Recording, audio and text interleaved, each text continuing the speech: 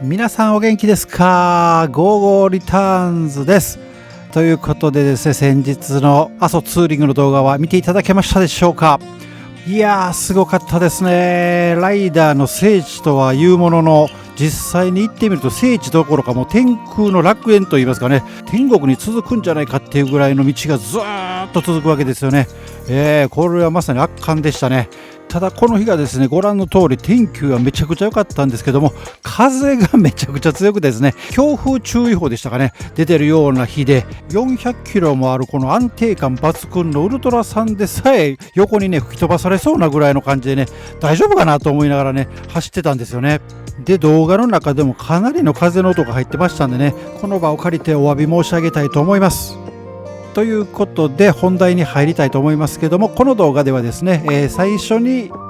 の様子ですね、最終日の様子、フェリー乗ったり高速道路乗って帰ったり、最終何キロ走ったのか、そういうところをお伝えしてですね、その後今回の3泊4日のツーリングでかかった費用ですね、高速代、ガソリン代、宿泊費用、そのあたりをまとめてお伝えしたいなというふうに思っております。ということで、最終日大分から大阪までどうやって帰ったかっていうことなんですけども、まずこの地図見ていただいて、青いところですね、青いところがぐるっとこうね、往路でございます。行きしなの道でございますね。それで F のところが、別府でございますんで、別府から G のところ港まで行きまして、フェリーにちょろっと乗って愛媛に渡りまして、そこから、ひたすら高速道路で大阪まで帰ったということでございます。これ大阪まで帰るのに、ね、別府からですね、またこの関門橋を渡って中国道経由で帰りますと、多分ね700キロぐらいあってね、もう一泊しないといけなくなるっていうね、それが日程的にどうしても無理だったんで、陸送旅ですとか言ったものの、ちょっとズルをしまして、1時間だけフェリーを使わせていただいて、四国経由で帰ったということでございます。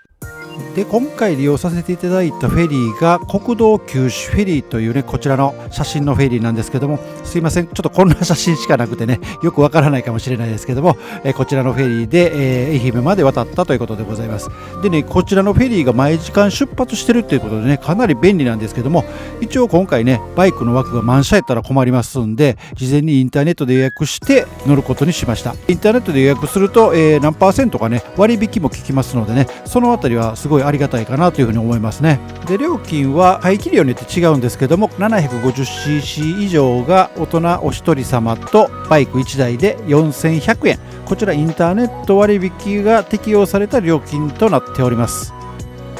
ということで、午前10時に出港いたしまして、約1時間の船旅でございます。この日は天気も良くって風がめちゃくちゃ気持ちよかったです。そしてフェリーを降りて早速なんですけども、この佐多岬っていうね、佐多半島か、そこをずっと走っていくわけなんですけども、そしたらね、この山の上にね、この風車が見えたんですよ。そしたら私の悪い癖ですよ、行かずにはいられないっていうね、今からまだ何百キロも走って家まで帰らなあかんのに、時間大丈夫かなとか思いながら行っちゃったんですよね。そしたらこの大絶景でしたね。やっぱり寄り道はしてみるもんやなーって改めて思いましたね。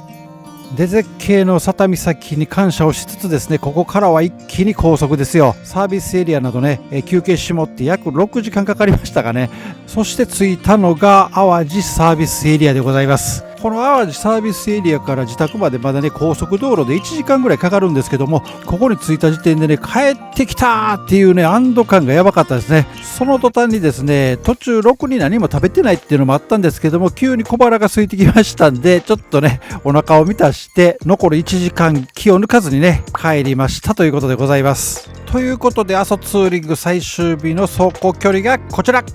509km でした。そしてこの勢いのまま4日間の総走行距離を発表したいと思います。阿蘇ツーリング4日間の総走行距離は 1537.3km でした。では続きましてかかった費用でございます。まずは高速料金がですね、二輪の ETC 割引を、適用された料金ということで、総額 22,980 円でした。この中にはですね、もう知ってる方もね結構おられると思うんですけども、二輪のですね、ネクスコがやっている二輪の定額割っていうのがあるんですね。いろいろね区間が決められていて、この区間内だったら2日間でしたかね、いくら走っても定額で、利用できるっていうねお得なサービスがありますんでね、それを一部使わせていただきました。ただこのね今回走ったルートでなかなかその定額割にうまいことフィットするところがなかったんでね、ほんの一部九州やったかな、九州らへんで一部その定額割を使ったっていう感じでございます。もし気になる方はね概要欄にリンクを貼っておきますのでチェックしてみてください。続きましてガソリン代ですけども、一応満タンスタートでね、出発しまして、最終は、家の近くのガソリンスタンドでまた満タンにして終了ということで、ガソリンの使用量が 74.13 リットル、合計金額が 13,659 円ということでございます。でおのずとねこれで燃費が出てくるわけなんですけども、ウルトラさんの燃費がですねざっと計算したら約20キロ、リッター20キロ走ったという計算になっておりますんでね。ただ今回ですね高速道路がほとんどですんで、かなり伸びた方だとは思います。ちょっと僕もよく分かりませんけども、ウルトラさんとかね乗ってるハーレー乗ってる方とか大型バイク乗ってる方の参考にしていただければというふうに思います。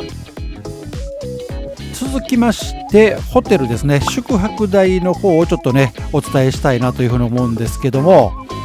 これはもうね皆さんいろいろやと思いますね。ライダーズハウスに泊まるよっていう方もおられれば、キャンプするよっていう方もおられるやろうし、あとねせっかく旅行行くんだから豪華なホテルに泊まって豪華な食事を食べたいっていう方も中にはおられると思いますしね、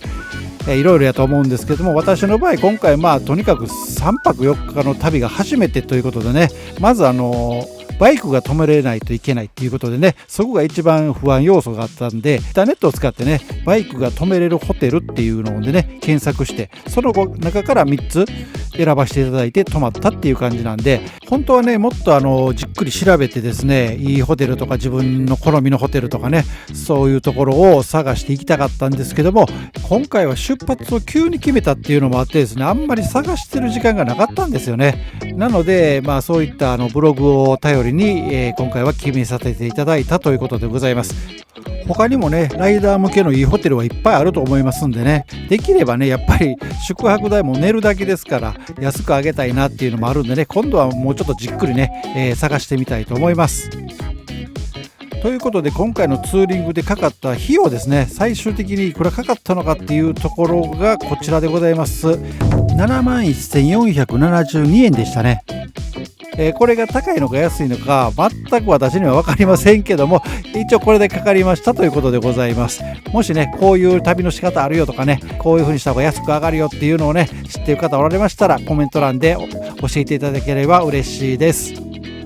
今回初めての阿蘇っていうことでね、思いつくままに予定を組んでですね行ってみたんですけどもね、阿蘇はすごいなーって本当に思いましたね。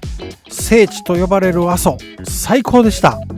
そして何よりもですね、やっぱりバイクは楽しいなと改めて思いましたね。阿蘇の風を感じながら見渡す大パノラマ、そして阿蘇火口から漂う硫黄の匂い、これは本当バイクじゃないと味わえないですよね。バイクに乗っててよかったなーって本当に思いましたね。そして今回のツーリングでやり残したこと、そうです、火口が見れてないんです。まだ火口へ入る火口を見ることができなかったんでね、そのあたりのリベンジも含めて阿蘇にはまた必ず行きたいと思います。なんか人気のフェリーサンフラワーやったらですね、大阪神戸発なんですけども、0泊3日とかいうのでね、帰りの料金が半額になるっていうね、とってもお得な運賃があるみたいなのでね、そんなんも一度ね使って行ってみたいなとも思いますね。そして最後になりましたけども、サービスエリアとかで声をかけてくださった皆様にたくさんの元気をいただきました。本当にありがとうございました。そして今回のツーリングの様子はインスタグラムにもアップしてますので、もしよろしければそちらの方も覗いてみてください。ということで今回の動画はこの辺で終わりたいと思います。今回の阿蘇ツーリングの動画、最初から見ていただいた皆様、本当に長々とありがとうございました。もしこの動画が良かったよ、参考になったよって思っていただけましたら、チャンネル登録、そして高評価よろしくお願いいたします。あとコメントもお待ちしております。最後までご覧いただきありがとうございました。それではまた次の動画でお会いしましょう。バイバイ。